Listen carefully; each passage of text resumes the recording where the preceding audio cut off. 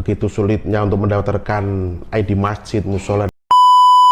Keberadaan masjid, musola, dan majelis taklim itu mempunyai kekuatan hukum. Program pemerintah, baik itu bantuan mushaf,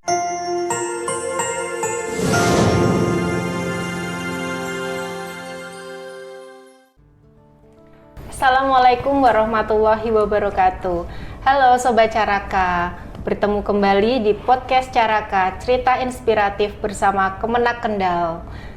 Podcast yang memberikan informasi layanan dan kegiatan kantor Kementerian Agama Kabupaten Kendal. Bersama saya Sri Rahayu dan bersama narasumber kita yang luar biasa. Selamat datang Bapak Muhtarom. Selamat datang, terima kasih. Apa kabar Pak? Alhamdulillah baik-baik. Alhamdulillah baik.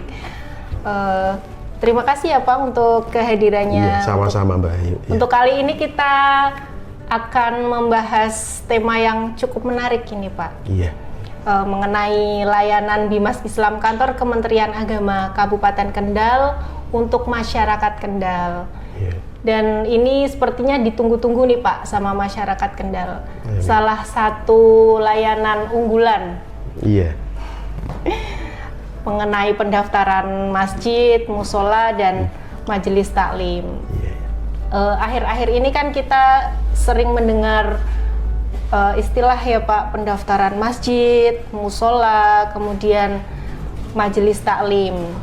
Tapi bagi masyarakat luas sering dianggap rumit Pak, sering dianggap rumit, kemudian terlalu teknis, susah. Nah ini padahal penting ya Pak ya. Iya, Bisa dijelaskan Pak, kenapa sih penting mendaftarkan masjid, kemudian musola, majelis taklim terdaftar secara resmi di kantor Kementerian Agama Kabupaten Kendal? Iya, terima kasih Mbak Ayu, juga sobat podcast Kementerian Agama Kabupaten Kendal. Di sini kami menyampaikan sedikit informasi terkait dengan informasi dan yang berkembang di masyarakat begitu sulitnya untuk mendaftarkan ID masjid, musola, dan majelis taklim. Benar, Pak. Namun kenyataannya sebenarnya tidak seperti itu Mbak Ayu, juga teman-teman. Betapa pentingnya sih untuk ID masjid, musola harus terdaftar di Kabupaten Kendal. Yang pertama yaitu untuk pengakuan hukum. Jadi satu lembaga keagamaan harus diakui dalam hukumnya. Kemudian keagamaan dan kenyamanan, juga pelayanan masyarakat dan pengawasan dan pengendalian, pendanaan dan bantuan satu lembaga keagamaan di Kementerian Agama. Kira-kira itu Mbak, untuk pentingnya harus terdaftar. Iya. Selain itu kita untuk menyamakan ya Pak, menyamakan persepsi di masyarakat. Apa sih bedanya masjid, kemudian musola, majelis taklim, secara regulasinya dan prosedur pendaftarannya itu bedanya apa? Kira-kira kan banyak yang belum tahu ya Pak ya? Iya. Untuk masjid, musola, dan majelis taklim itu nggak banyak perbedaan Mbak Ayu. Cuman untuk masjid itu dalam konteks regulasi perbedaannya hanya karena masjid itu adalah tempat ibadah umat Islam yang digunakan untuk melakukan sholat berjamaah, khutbah, dan kegiatan keagamaan lainnya. Kemudian untuk musola itu sama, tempat untuk beribadah umat Islam. Kalau majelis taklim itu yaitu tempat atau lembaga keagamaan yang berfungsi sebagai tempat pengajaran pendidikan dan pembinaan umat Islam. Terkait dengan regulasi tidak ada perbedaan. Artinya baik itu masjid, musola maupun majelis taklim harus terdaftar dan juga memiliki izin operasional dari pemerintah, sehingga keberadaan masjid, musola, dan majelis taklim itu mempunyai kekuatan hukum dengan lembaga sama dengan lembaga lainnya. Kira-kira itu Mbak Ayu. Iya. Bahas tentang kekuatan hukum ya Pak ya. Iya. Ini ada yang bertanya-tanya nih Pak. Iya. Apa sih regulasi dan payung hukum yang menjadi landasan utama dalam proses pendaftaran ini? Untuk dasar hukum atau payung hukum terkait dengan pendaftaran ID masjid, musola, dan surat keterangan terdaftar majelis taklim itu adalah PMA nomor 54 tahun 2006 yang menetapkan susunan organisasi dan tata kerja Badan Kesejahteraan Masjid untuk meningkatkan kinerjanya. Juga tidak kalah pentingnya Kepdirjen nomor 802 tahun 2014 yang menetapkan standar pembinaan manajemen masjid termasuk standar idaroh, imaroh, dan juga riayah. Artinya manajemen kegiatan kemakmuran masjid dan juga pemeliharaan dan pengadaan fasilitas atau sarana prasarana, Mbak Ayu. Wah, ini pembahasan kita sepertinya semakin seru nih, Iya, Kak. iya. Dan pemirsa juga semakin penasaran karena kita sudah tahu pentingnya, Pak. Iya. Tahu pentingnya, kemudian klasifikasinya, perbedaan masjid, musola, kemudian majelis taklim secara regulasi maupun payung hukumnya ya, Pak ya. Iya, iya. Kemudian kita juga pengen tahu nih, Pak, prosedur pendaftarannya. Gitu, Jadi apa aja sih, Pak, syarat-syaratnya yang harus dipenuhi, kemudian baik secara administrasi ataupun secara fisik agar bisa terdaftar resmi di kantor Kementerian Agama Kabupaten Kendal. Iya. Iya. Untuk prosedur pendaftaran ID masjid maupun musola itu juga majelis taklim yang paling penting pertama mengisi formulir pendaftaran, Mbak Ayu. Dan formulir pendaftaran itu bisa dapat diunduh dari situs web Kementerian Agama. Kemudian melengkapi dokumen-dokumen yang diperlukan meliputi surat keputusan pendirian atau pembentukan takmir masjid atau musola, tentunya sesuai dengan tipologi, Mbak Ayu. Misalnya masjid itu masjid agung, itu berarti SK pendiriannya atau SK pengurusnya dari bupati. Kemudian ketika yang masjid itu masjid besar, itu dari Pak Camat. Kemudian kalau masjidnya itu masjid jami, dari kepala desa atau Pak Lurah. Mungkin majelis taklim juga sama, artinya membutuhkan ada SK, ada surat keterangan domisili, juga ada profil, dan lembar-lembar atau berkas itu nanti bisa diambil, diunduh dari situs web Kementerian Agama, Mbak Ayu. Bisa. Oh ya, jadi sudah lengkap ya, Pak ya, Iya, bisa iya. syarat-syaratnya bisa diunduh di situ. Oke, Bapak. Kemudian untuk ini, Pak, pendaftaran. Biasanya kan Kendal itu kan nggak hanya daerah kota aja, Pak. Iya. Ada daerah yang jauh, daerah Skorjo, daerah Pageruyung. Itu jauh, Pak. Kadang kalau mau ke sini. Iya. Nah, di era digital ini bisa nggak sih, Pak, kalau pengajuannya kita online aja atau lewat WA atau mungkin dikirim ke sini lewat surat atau bagaimana, Bapak? Iya, untuk pendaftarnya lebih efektif nanti bisa lewat online, bisa lewat WA. Oh, bisa lewat Iya, WA. bisa lewat Iya. WA atau mungkin di Instagram di Kementerian Agama juga bisa manual, artinya fisik dikirim ke sini bisa karena mungkin posisinya dekat. Tapi kalau yang jauh boleh nanti bisa kami hubungkan dengan narahubung kami, tentunya lewat WA, nanti dikirim berkas-berkas itu dengan scan PDF, dan setelah diverifikasi oleh tim kami, nanti akan diterbitkan surat keterangan terdaftar majelis taklim atau ID masjid atau musola itu, dan setelah terbit akan kami kirim via WA juga. Nanti bisa di print sendiri karena sekarang sudah pakai barcode sehingga sama ketika di print sendiri atau dari sini pun sama, Mbak Ayu. Kira-kira itu. Wah, luar biasa sekali, Iya, Pak. Ini iya. setelah saya dengarkan dari awal sampai akhir tuh syaratnya mudah, kemudian prosesnya pengajuannya juga mudah, Pak, bisa online. Iya. Ngomong-ngomong, sudah banyak yang terdaftar belum ya, Pak, untuk Iya. saat ini? Untuk masjid di Kabupaten Kendal itu dari 20 kecamatan itu ada 990 masjid, Mbak Ayu.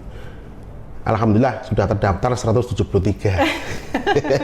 Entah itu berapa persen. Ya, Alhamdulillah ya. alhamdulillah. Kemudian Iya. ada kalau musola itu ada 3.409. Itu sudah terdaftar 68 musola.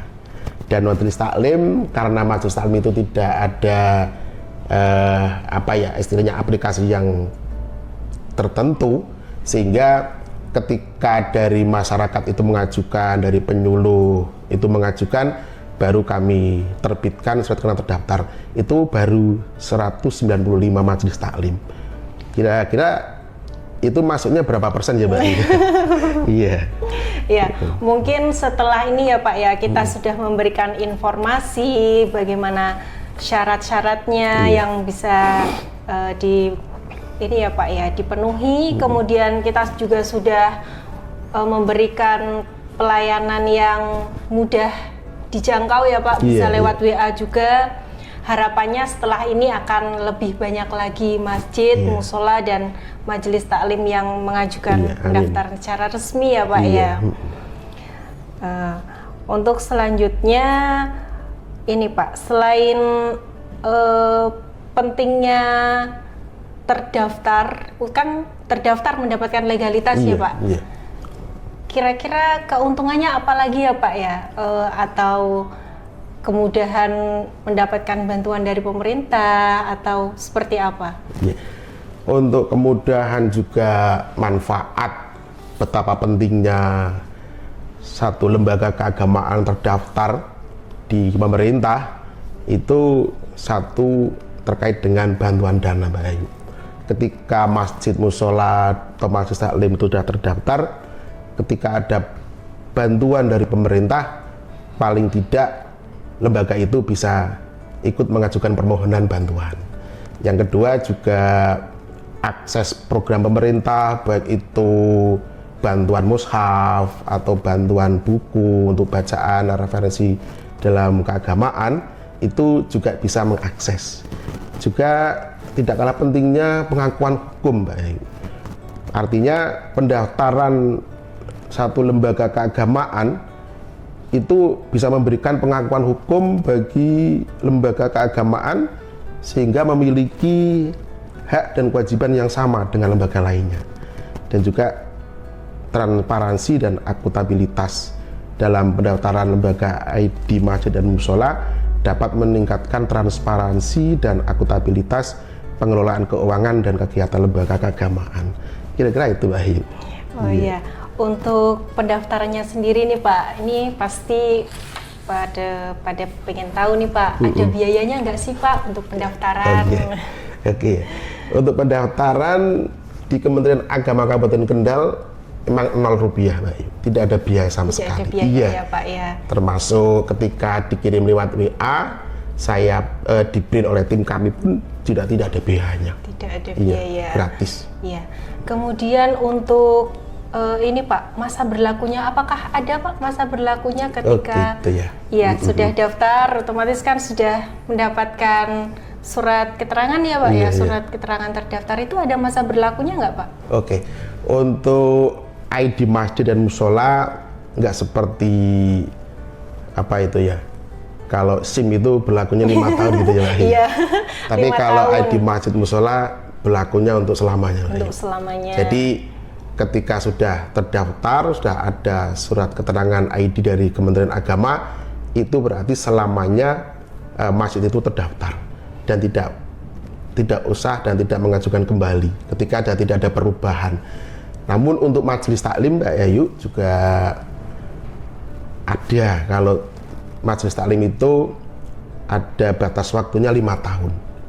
Iya, karena majelis taklim itu terkadang ada pergantian pengurus, ada pergantian pengasuh dan sebagainya, sehingga untuk majelis taklim nanti 5 tahun akan ada pembaruan dengan persyaratan mengajukan permohonan pembaruan dengan syarat ada beberapa laporan yang diperlukan dan nanti akan kami pandu dalam pengajuan itu. Kira-kira itu Mbak Ayu.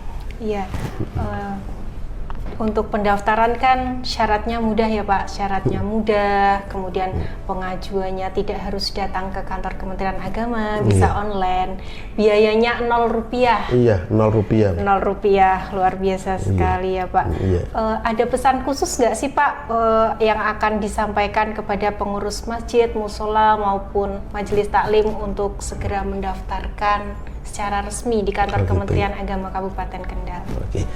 Untuk pesan khusus dari kami kepada para takmir baik musola maupun masjid, juga pengurus majelis taklim untuk segera mendaftarkan lembaga keagamaannya, karena sangat penting untuk meningkatkan kualitas pelayanan keagamaan dan kegiatan sosial di masyarakat.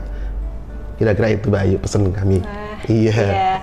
Terima kasih ya Pak. Iya, terima kasih. Kita berharap setelah ini banyak sekali masjid, musola dan majelis taklim yang bisa didaftarkan ya Pak secara resmi, karena kita juga ada penyuluh ya Pak yang punya wilayah binaan majelis taklim ya, jadi itu nanti berharap bisa didaftarkan secara resmi.